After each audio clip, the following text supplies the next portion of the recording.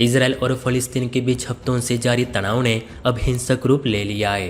ये जंग उसी मोड़ पे आ चुकी है जैसा कि आज से 3 महीने पहले विवादित नागोर्नो काराबाख क्षेत्र को लेकर आर्मेनिया और अजरबैजान के बीच संघर्ष हो रहा था। बताया जा रहा है कि हमास, जिसे इसराइल आतंकी संगठन मानता है, उसने इसराइल पर करीब 3000 से ज़्यादा रॉकेट्स फायर किए, जिस कारण इसराइल को अपने आयरन डोम से लेकर डेविड स्लिंग को तक मैदान में उतारना पड़ा।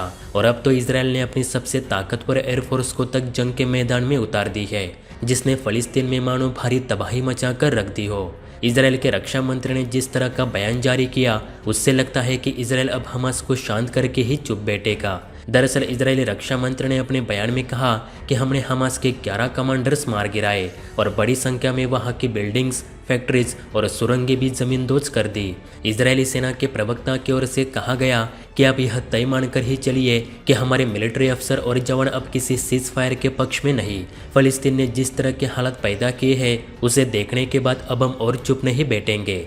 जब इसराइल के रक्षा मंत्री ने हमास को लेकर यह स्टेटमेंट जारी कर दी, तो इसराइल को सबक सिखाने तुर्की के राष्ट्रपति अब इस जंग में कूद पड़े हैं। दरअसल अमर उजाला के एक आर्टिकल में पढ़ने को मिला कि इसराइल और फ़लस्तीन के बीच गाजा में जारी तनाव को लेकर तुर्की के राष्ट्रपति रेसेप एर्दोगान ने बुधवार को रूस के राष्ट्रपति व्लादिमीर पुतिन से फ़ोन पर बात की और उनसे कहा कि इसराइल ने हमास में जो तोड़फोड़ मचाई है, उसके लिए इसराइल के खिलाफ अंतर्राष्ट्रीय समुदाय को उसे कड़ा एवं कुछ अलग सबक सिखाना होगा। एर्दोगान ने यह भी कहा कि संयुक्त राष्ट्र सुरक्षा परिषद इसे लेकर तुरंत हस्तक्षेप करे ताकि इसराइल को स्पष्ट संदेश दिया जा सके। एर्दोगान ने पुतिन को सुझाव दिया कि आप फ़लस्तीनियों की रक्षा के लिए आप अपनी स्पेशल फोर्स और कुछ बेहतरीन हथियार हमास की ओर रवाना कर दीजिए ताकि इसराइल को 2 फ्रंट पर घेरा जा सके।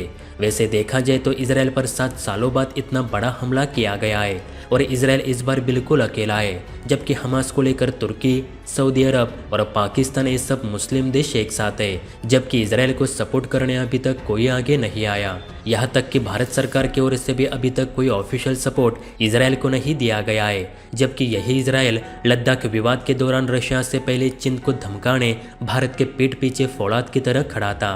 अब अमेरिका का तो पता नहीं, लेकिन इस समय इसराइल भारत की ओर उम्मीद लगा के बैठा है। तो क्या भारत सरकार ने इसराइल की मदद करनी चाहिए? हाँ या ना नीचे कमेंट करके जरूर बताइए। अच्छा सुनो, चैनल को सब्सक्राइब करो, उसके बाद घंटी बजा देना ताकि अगली वीडियो आपसे मिस ना हो पाए। Thank you.